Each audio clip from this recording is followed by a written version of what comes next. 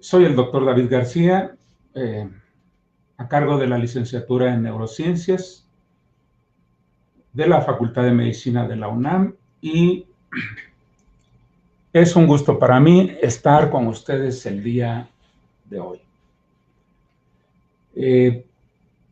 La intención de esta charla es poderles dar cuál es la visión de las neurociencias en relación con el COVID-19, el SARS-CoV-2, por su nombre técnico, y voy a usar los dos nombres de manera indistinta. Quiero, por favor, que si ya todos están viendo mi presentación, tomen nota de este correo que tengo anotado en la parte superior derecha. Es neurocienciasfm@unam.mx, y a través de él nos podremos comunicar seguramente después de la presentación para seguir comentando dudas. Cualquier comentario, desde luego, es muy bienvenido, y muy importante, si ustedes requirieran algún material, alguna referencia, algún PDF, con muchísimo gusto. Bien, entonces comenzamos. COVID-19 y neurociencias. La razón, como ya lo dije, es compartir con ustedes cuál es la visión de las neurociencias ante esta pandemia, y trataré de ir de manera lo más rápidamente posible, de manera sencilla, de tal forma que la parte más disfrutable de estas charlas, de estas conversaciones, es que tengamos alguna sesión de preguntas hacia el final. El COVID-19, como ustedes saben, un problema que aparece relativamente reciente, en realidad tiene una historia muy larga detrás por el coronavirus. El coronavirus, como comentaremos algunos de sus aspectos, sin tomar demasiados detalles, mencionaré solamente lo necesario para poder hablar de neurociencias. Muchos de los detalles específicos ya han sido vertidos en varias conferencias muy buenas que han transcurrido a través del internet, y que yo les invitaría a ver, de tal manera que aquí nos concentremos particularmente en la visión de las neurociencias. Y bueno, diría uno, ¿por qué neurociencias? A neurociencias le interesa por muchas razones. La primera es un problema de salud muy fuerte, y a las neurociencias le interesan los problemas de salud. La otra es un problema científico, y más específicamente de orden neurocientífico. De tal manera que, sin ir más lejos, son suficientes razones para decir que nos interesa mucho hablar de neurociencias. Y aunque neurociencias y sistema nervioso, cerebro, no son sinónimos, porque el universo de las neurociencias es más grande que el del propio cerebro, y el sistema nervioso, desde luego, está dentro de él, y es pieza medular del estudio de las neurociencias. Sin embargo, las neurociencias, por su abordaje interdisciplinario, tienen que ver con varios otros aspectos que están incluidos en la biología, en la física, en la química, inclusive en las matemáticas, y desde luego en especialidades muy sólidas a través de tantas décadas, como son, desde luego, la neurología, la neurocirugía, la neuropsiquiatría, etcétera, etcétera. Bien, entonces intentaremos hacer una interrelación entre todos los aspectos de las neurociencias que sea finalmente la conclusión de esta charla. Entonces decíamos que esta pandemia que tiene ahora un campo muy grande de nuestra atención, la reconocemos principalmente por un problema del sistema o del aparato respiratorio. Todos sabemos que los enfermos y en general todos nosotros, nuestros pacientes en el hospital, tienen como parte central el problema respiratorio.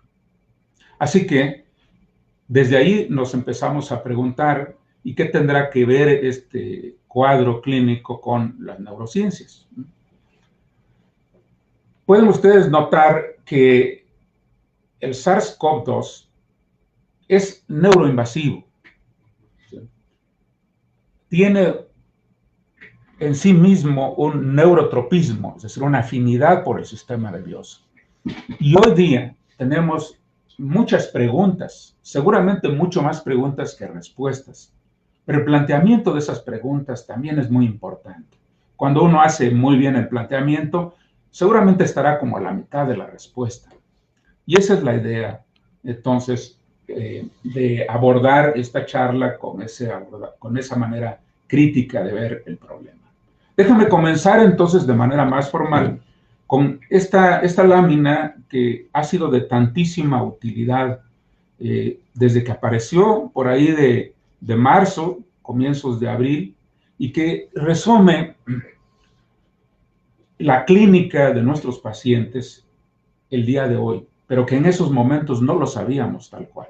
Este es un resumen de una cantidad enorme de pacientes que se vieron en China y que nos dejan muy claro cuál es la historia natural de la enfermedad.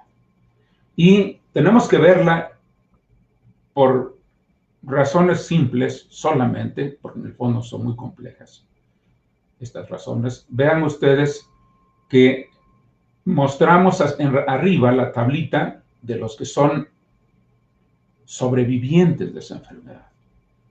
Y lamentablemente tenemos que decir que hay otro grupo, no menos, quizá mucho más importante, que fueron no sobrevivientes.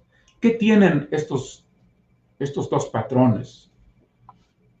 Los dos comienzan con fiebre.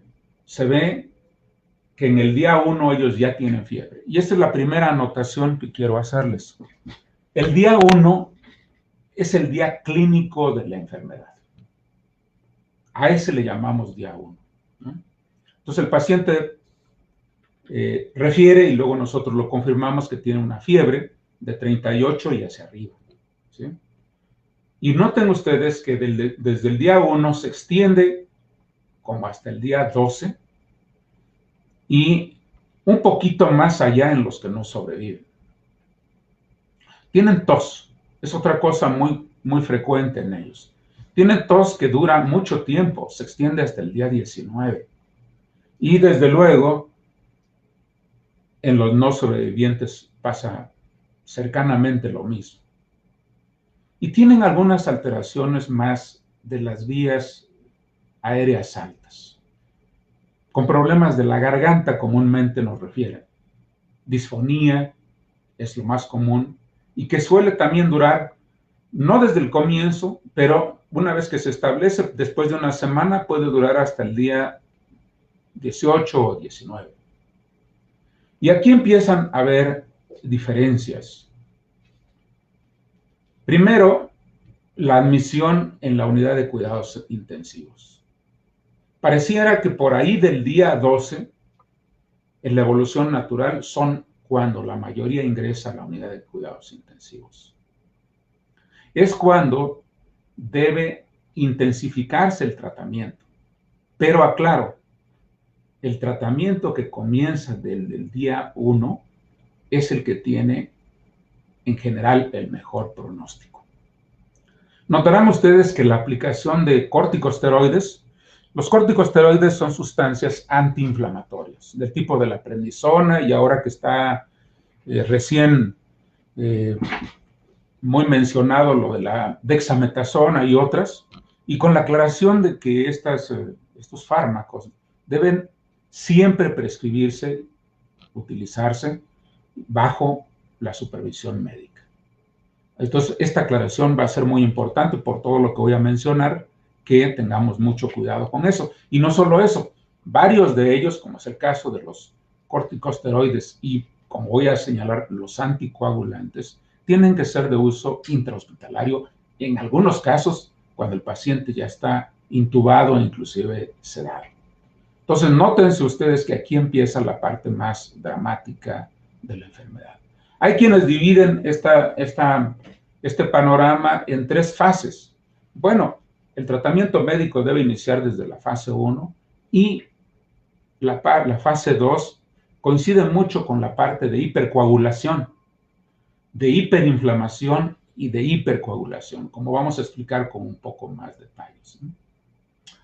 Nosotros podemos hacer pruebas desde el día 1 y ver que ya tenemos positividad para el SARS-CoV-2, y eso se puede obtener desde el día 1, ¿sí? Y tristemente, para aquellos pacientes que no sobreviven, bueno, la historia agradable de los que sobreviven es que por ahí del día 22 son pacientes que ya están libres.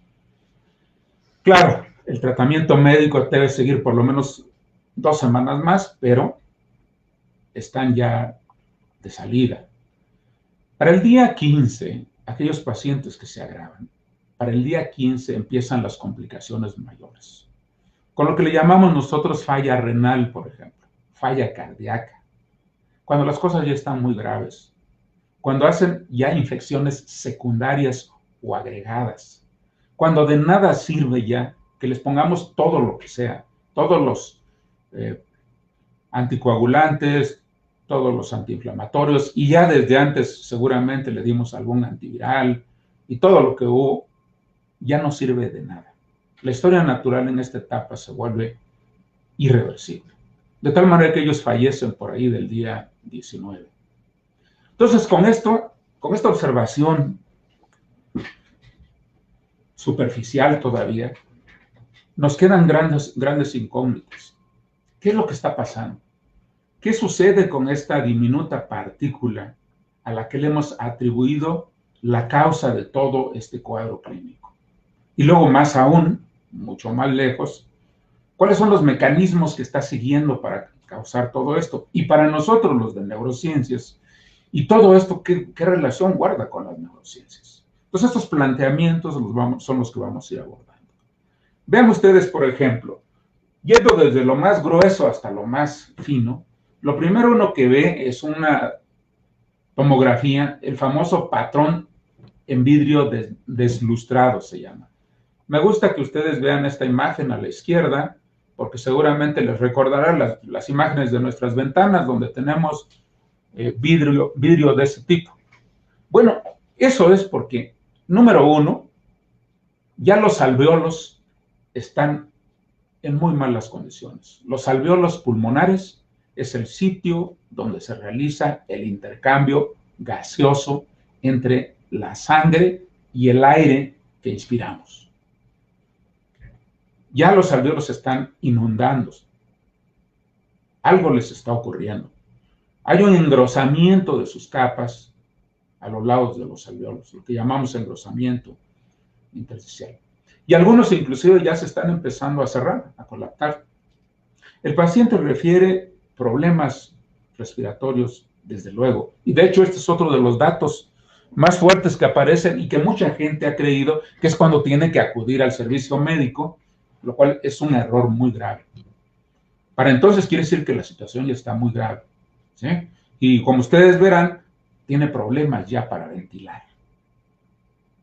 Esta sensación que el paciente nos refiere es quizá una de las más notables y que desde luego alarman y que traen muchos problemas, inclusive de orden psiquiátrico en ese momento ya, y que han causado ya grandes desastres.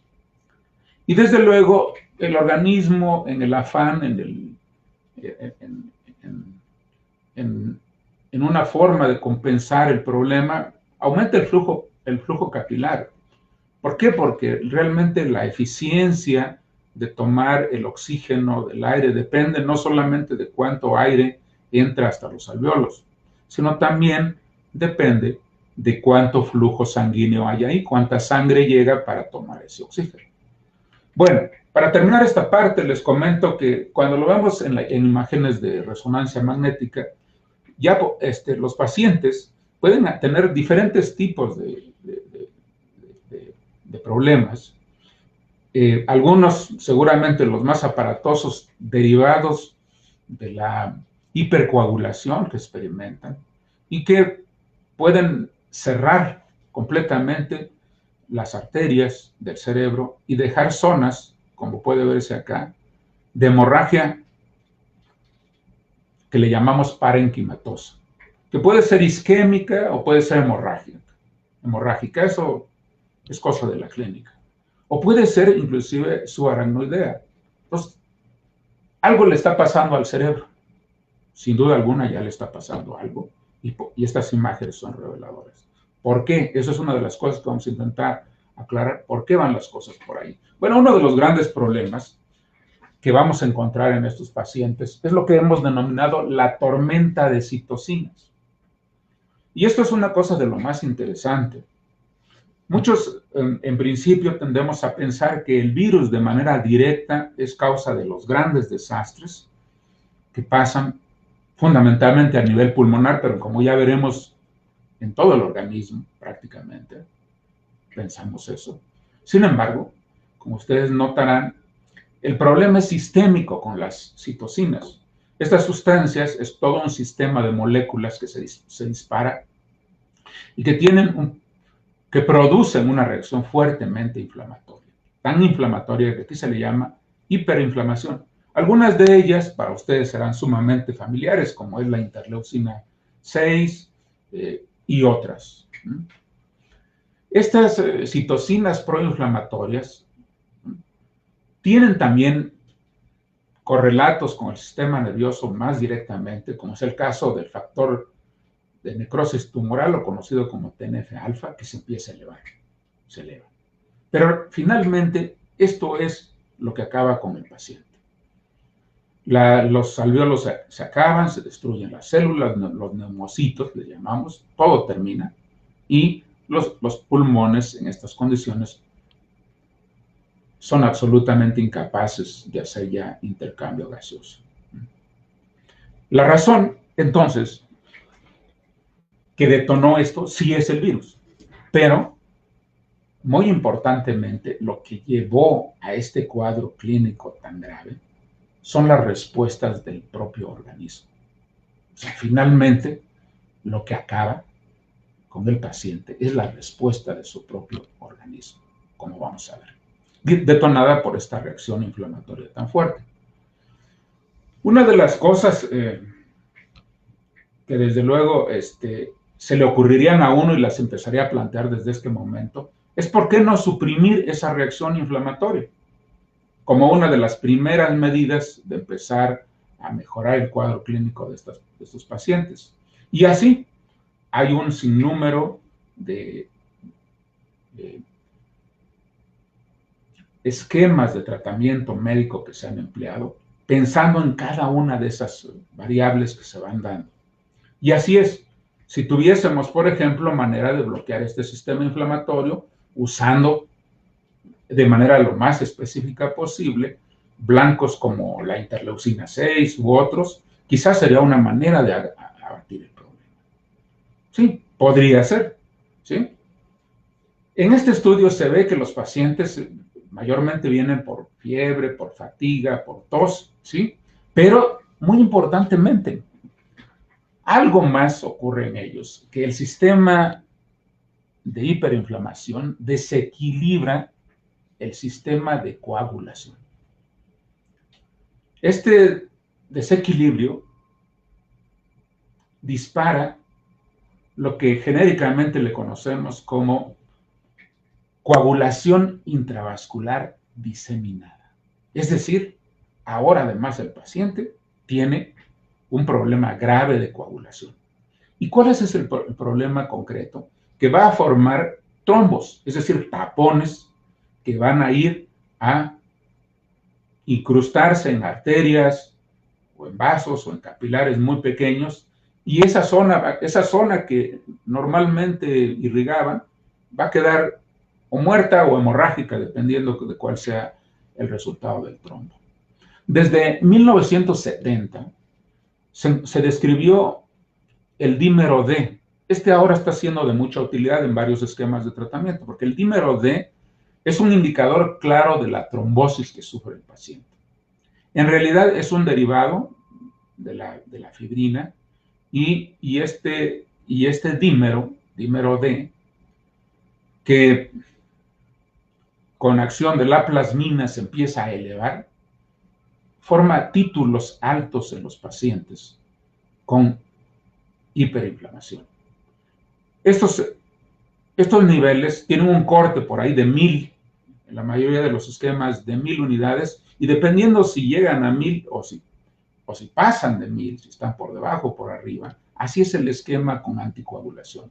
Eso, desde luego, es una manera que ha dado muy buenos resultados en el manejo de los pacientes a tiempo.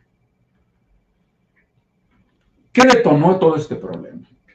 El daño endotelial es uno de los más marcados. O sea, definitivamente algo está ocurriendo en esa delgada capa de células que está en nuestras arterias, en nuestras venas, lo que le llamamos endotelio, y ahí lo que está ocurriendo es algo que hace que este sistema de coagulación se dispare. El problema es la trombosis, que ya había yo mencionado, ¿sí? Y la trombosis va a ser con mucho una de las causas de las famosas alteraciones que son inespecíficas, pero muy importantes, que pueden ocurrir por daño al sistema nervioso, ¿sí? Entonces, tenemos un paciente que tiene hiperinflamación e hipercoagulación.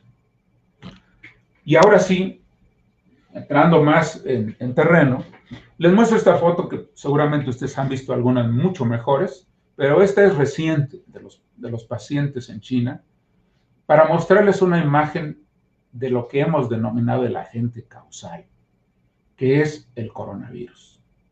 Notarán ustedes esa corona efectivamente que tiene alrededor de él, y que es una de las partes o una de las piezas detonantes de la patogenicidad de esta partícula.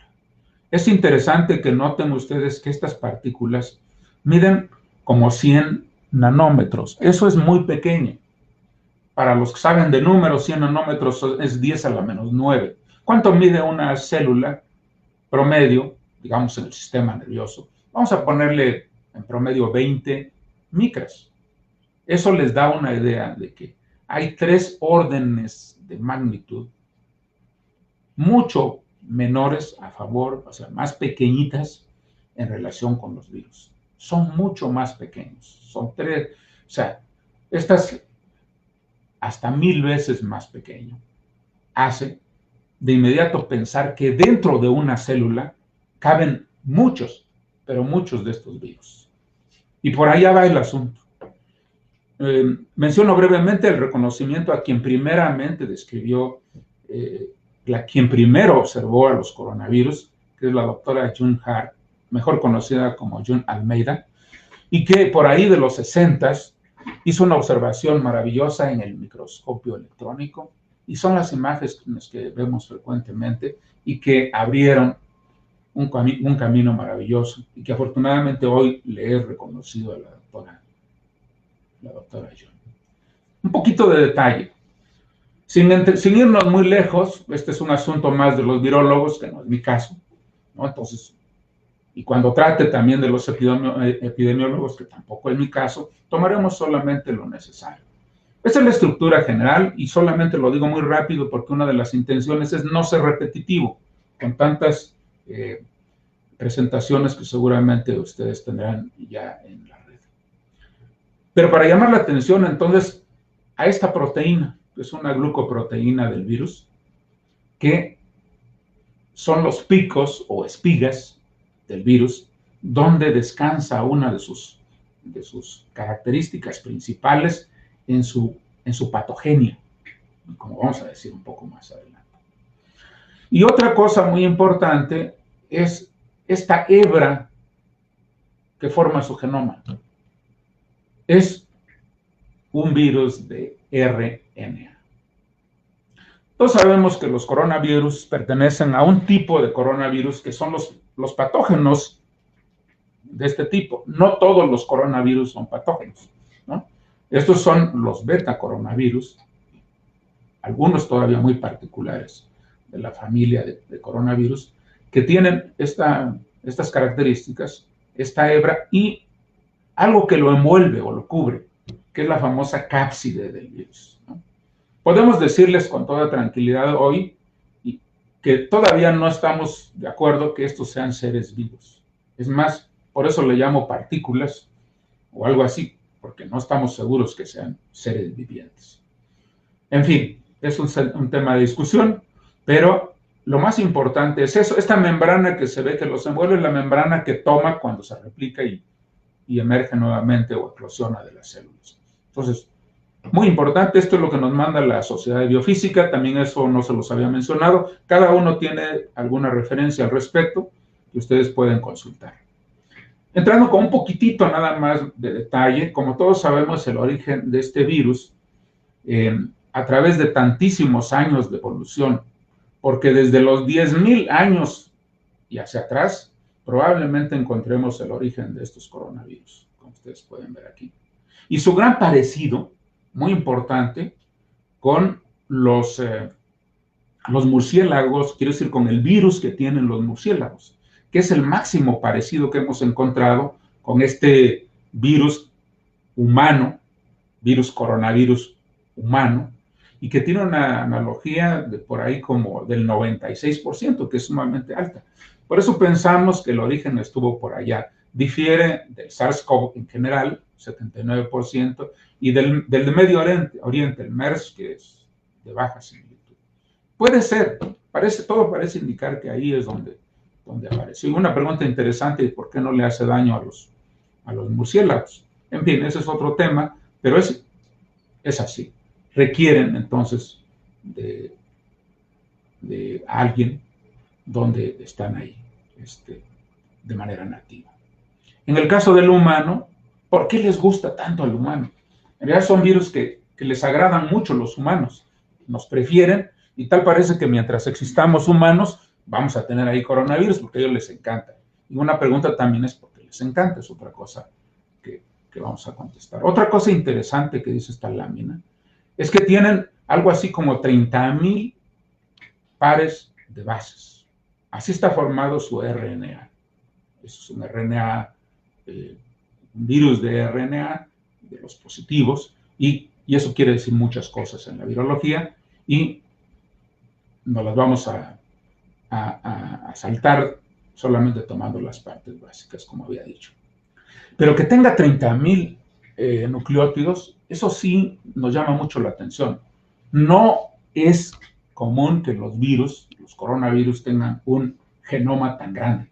Si uno consulta la literatura, por ahí andarán como por 11.000, entonces tiene como el doble.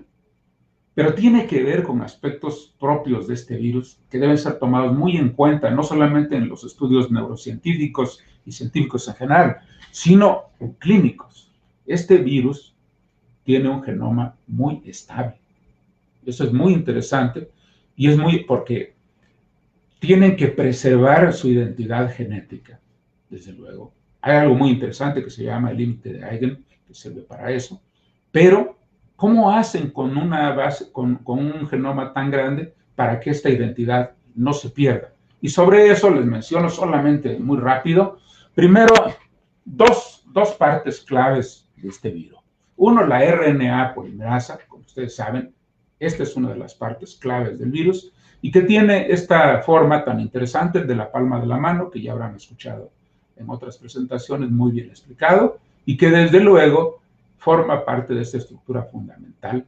Y junto con esta otra, que es la exonucleasa, le hace tener un genoma muy estable. ¿Por qué? Porque la exonucleasa es parte de su sistema de edición que corrige errores y eso le ayuda a mantener correctamente su identidad en el tiempo. Eso tiene varias ventajas, no solamente para el coronavirus, también las tiene para nosotros, porque quiere decir que que no va a mutar tan rápidamente. Primero, sabemos que los virus de RNA tienen una diversidad mucho más grande que los virus de DNA.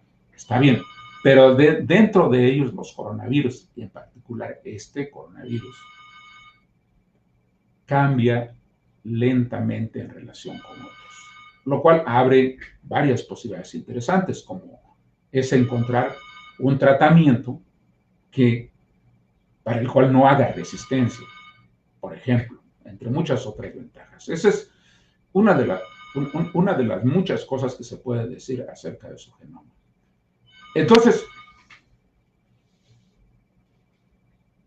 ¿dónde está el problema en el caso del virus?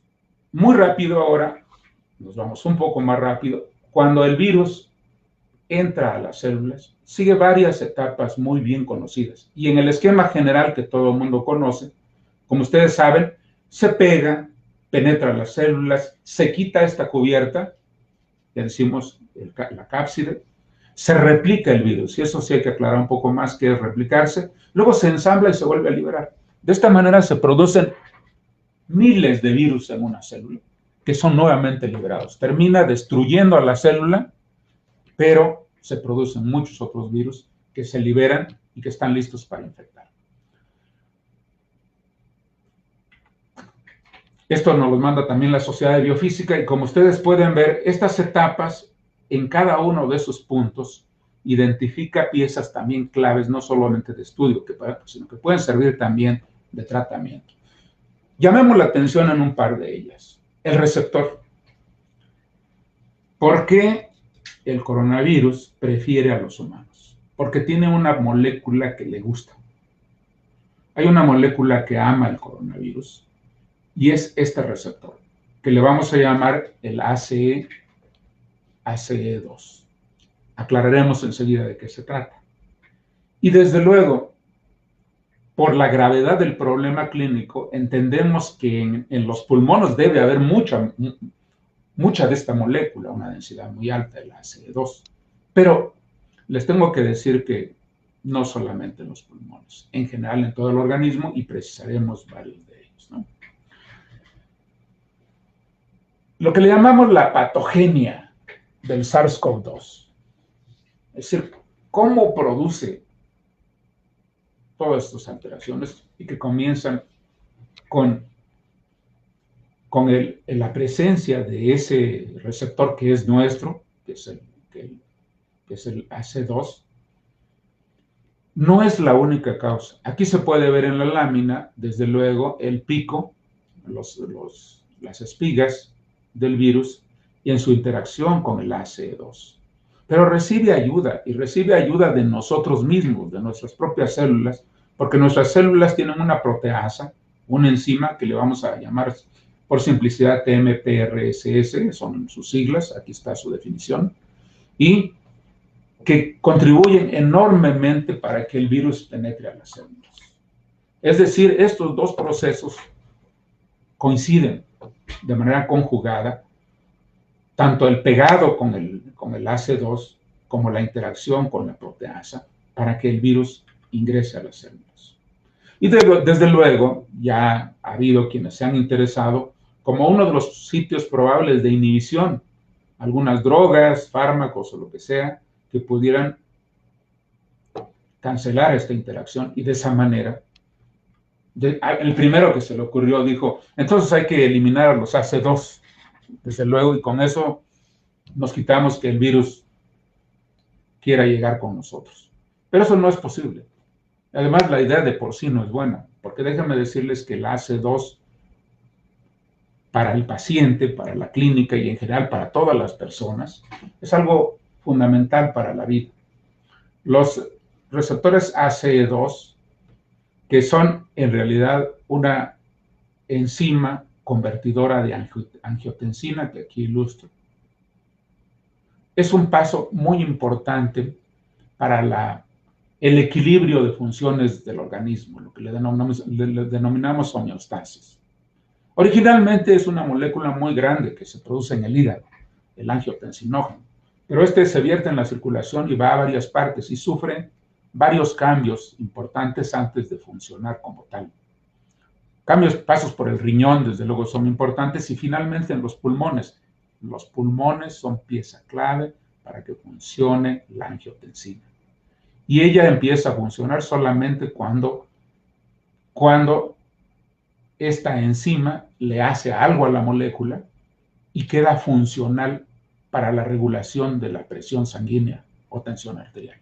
Y esto es base fundamental para todo el organismo. Entonces no podemos quitarlo, no es que sea fácil. Entonces quitamos los ACE2 y ya nos quitamos el virus. No, porque los necesitamos. Lamentablemente el virus destruye no solamente el receptor, destruye toda la célula y con eso nos imposibilita de entrada. Por eso dice aquí que la pérdida de ACE2 va en detrimento de todas nuestras funciones, por todas partes. Es una enfermedad sistémica. Entonces la pregunta es, ¿dónde hay receptores ACE2?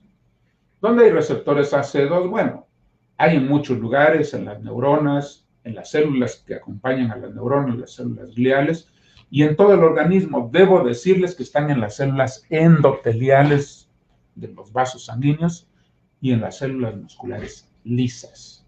Y desde luego, esto es una pieza clave. Recuerden ustedes que el virus usa nuestra maquinaria en las células para replicarse. Después destruye todo. Y así se va a infectar otras células. Entonces, una pregunta interesante: ¿cómo llega el virus al sistema nervioso?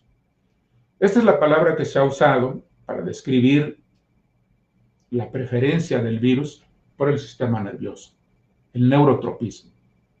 Podemos hablar así de vías directas e indirectas, y muchas además, como vamos a mencionar rápidamente. Una de las vías que le quedan más cercanas es esta, la de las fosas nasales. Los cilios de estas células especializadas con las que olemos son ricas en el receptor ACE2. De tal manera que le gasta entre 5 a 7 días, y ya está en el sistema nervioso central el virus. Y así todas las vías aéreas superiores pueden usar inclusive toda la red respiratoria, las neuronas que se encuentran en un sitio específico que le llamamos médula oblongada, y quedar infectadas por el virus. Pues ya tenemos ahí vías importantes, ¿no? ¿Cómo le hacen? Usan algo que es un mecanismo muy conocido desde hace muchas, muchas décadas, y es lo que se conoce como transporte axonal retrógrado. O sea, el virus entra en las terminales, se transporta hasta el soma y hace todo lo que estamos diciendo. No solamente hay de mal pronóstico, de muy mal pronóstico para los pacientes, es cuando hacen diarrea. Una vez que se infectan, por ahí de los 5 días ya empieza a aparecer el virus en las heces, ¿sí? Pero además los pacientes hacen diarrea, y esta diarrea que hacen los pacientes es otra de las posibles vías de entrada, porque los enterocitos, las células epiteliales del intestino, tienen inervación, fibras nerviosas que vienen, y por ahí se ve el virus. A través del nervio vago, los que lo conocen, y de la red espláncnica alcanza el sistema nervioso, ¿sí? Y podemos resumir hasta esta parte, entonces, que efectivamente existe una invasión directa del sistema nervioso a través de fibras nerviosas y a través de vía hematógena, las células endoteliales y todo lo demás. Y desde luego, una vía indirecta que ya hemos señalado, la elevación del dímero D, que es un dato de hipercoagulabilidad y que va a terminar con zonas del sistema nervioso. Nos lleva a un cuadro importantísimo. Algo que puede ser, en principio, la base para explicar muchas de las alteraciones del cerebro, que es la neuroinflamación. Crea un síndrome de neuroinflamación. Cuando estudiamos en ausencia del virus lo que se conoce como inflamación crónica de bajo grado, es otra entidad clínica, sabemos que ella puede explicar enfermedades muy serias, del tipo del Alzheimer y todas las demás que ustedes conocen. Nos preocupa mucho, claro, por supuesto, la esclerosis múltiple o la miastenia gravis, y estas dos últimas en particular, porque además son enfermedades autoinmunes, crean un compromiso muy serio para tratar al paciente, puesto que de por sí ya vienen inmunosuprimidos. repito, el caso de la esclerosis múltiple o de la miastenia gravis. Pero seguramente como el Alzheimer y otras alteraciones del sistema nervioso tienen como base la neuroinflamación, crean un síndrome de desmielinización. Síndromes piramidales y muchas otras cosas que pueden hacer los pacientes son parte de esto.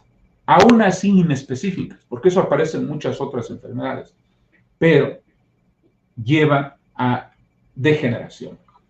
Neuroinflamación quiere decir llevar a mediano plazo a neurodegeneración. De ahí la importancia de establecer un tratamiento antiinflamatorio. Bueno, resumimos aquí.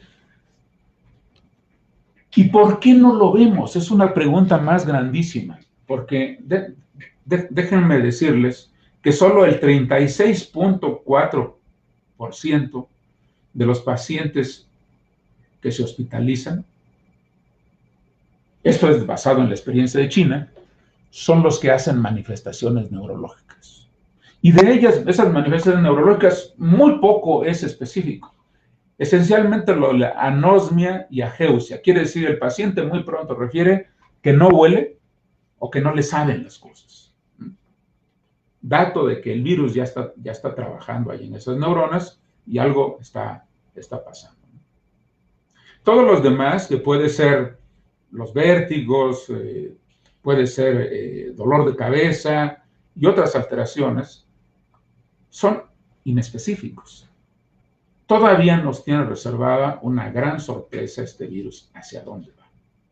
Porque hoy se sabe que el virus permanece en el cerebro por meses. Y lo peor es que no sabemos qué está haciendo, ¿no? Pero si nos atenemos a que está causando una neuroinflamación, sí sabemos hacia dónde lleva neuroinflamación en muchas entidades clínicas.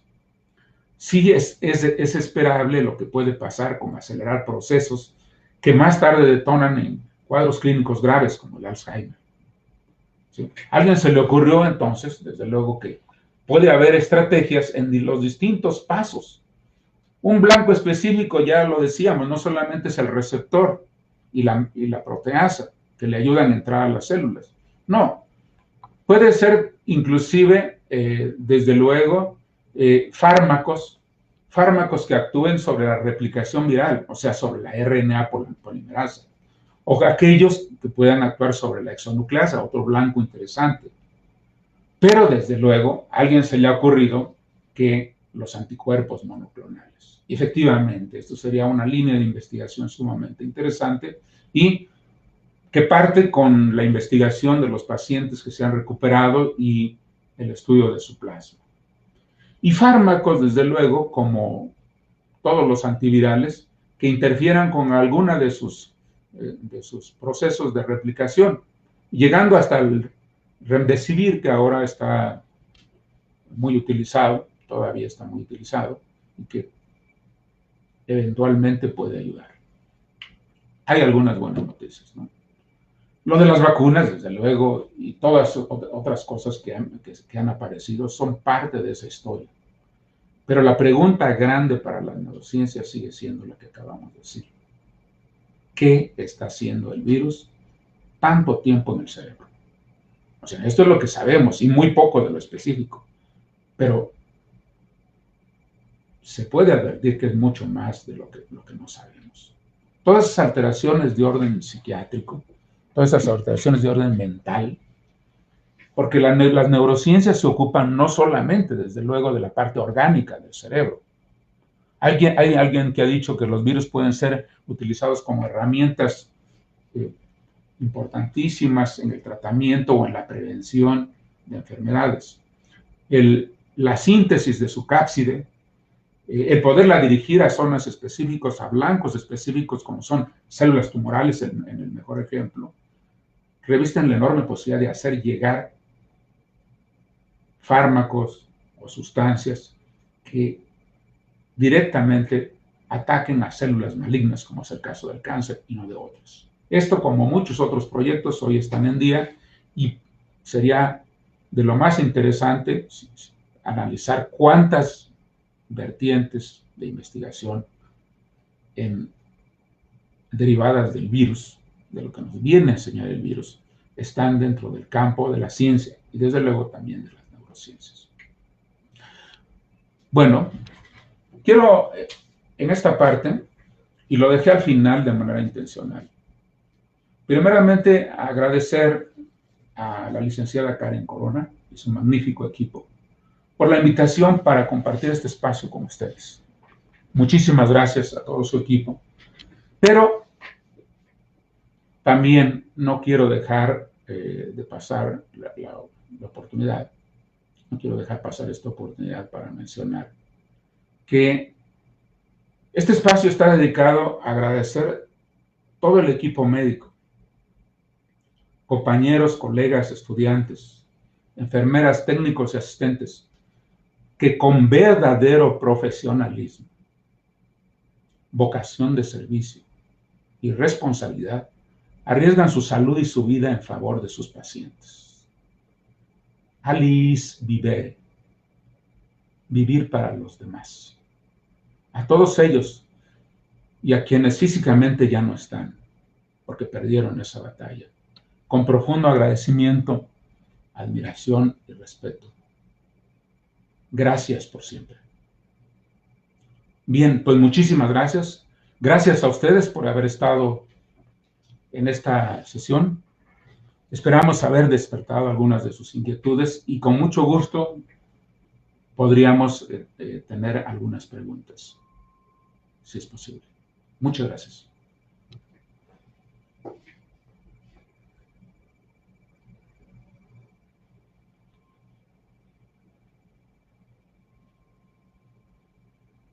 ¿Sí, sí nos escuchamos?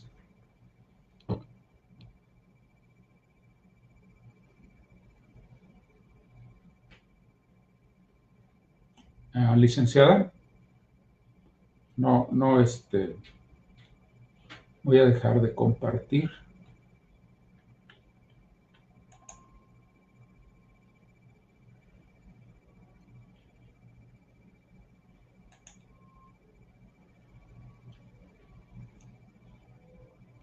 Sí, bueno, no tengo comunicación, no sé si, espero que los demás tengan, porque esto es la desventaja de parecer que estar a ciegas. No nos deja ver con quién estamos interactuando.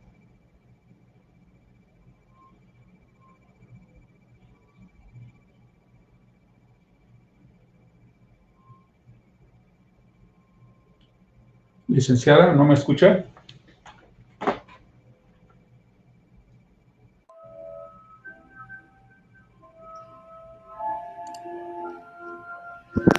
Sí, ¿verdad? Doctor, regrese a Chrome, por favor. Ahí ya estamos con las preguntas. Regreso a Chrome, muchas gracias. Aquí estamos, sí, cómo no. Gracias. Sí, Abelardo González nos pregunta, ¿hace una diferencia al momento de infectarse el haber recibido una carga viral grande a una pequeña, o sin importar la carga viral, puede una persona tener síntomas graves? Qué pregunta tan interesante, Abelardo, muchísimas gracias. Esta es otra de las preguntas de investigación. ¿Qué es la carga viral? La carga viral es una cuantificación de cuánto virus tenemos en nuestros fluidos corporales. Y desde luego, la importancia que tiene es cuánto necesitamos de esa carga, necesitamos entre comillas, para enfermarnos. No lo sabemos, la respuesta no la sabemos, no sabemos de cuánto es esa carga, pero por experiencia múltiple con otros virus sabemos que debe haber una carga, pero hay otra cosa importante en relación con la pregunta de Abelardo. Eso va a depender de las condiciones de la persona. Es decir, la respuesta que puede tener puede variar de persona a persona por sus propias condiciones. Sin embargo, sí, como lo señala, sí importa qué carga viral es a la que se expone. Eso es muy importante. ¿Otra pregunta? A ver, tenemos allá, Sí, me decía Carla Romero. Sí, Carla Romero, efectivamente, en 7 días ya llegó al sistema nervioso de manera directa. ¿Qué más? Eh, no sé si hay alguna pregunta más directa. Estoy leyendo las que aparecen acá. Muchas gracias a todos por sus felicitaciones.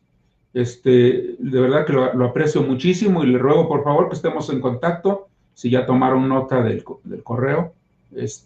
Sí, muchas gracias a todos. Qué placer leerles. Un verdadero gusto. Sí, sí. Dice Hugo, dice, soy médico y me contagié en la consulta, pero solo tuve anosmia por 48 horas. De ahí, dice, no he tenido otro síntoma, me parece, me realicé la prueba y salió positiva, sí, efectivamente. Eso es algo esperable, doctor. Efectivamente, la infección del virus en el tiempo en que no solamente invade las células, sino que las daña, es el tiempo esperado de la anosmia o de la ageusia, y después probablemente esto pase como algo inclusive inadvertido. Otra cosa, a ver, otra pregunta, dice, publicación sobre la pérdida de olfato en varios pacientes, sí, como no, con mucho gusto, esas se las podemos enviar. ¿Qué más? Otra cosa,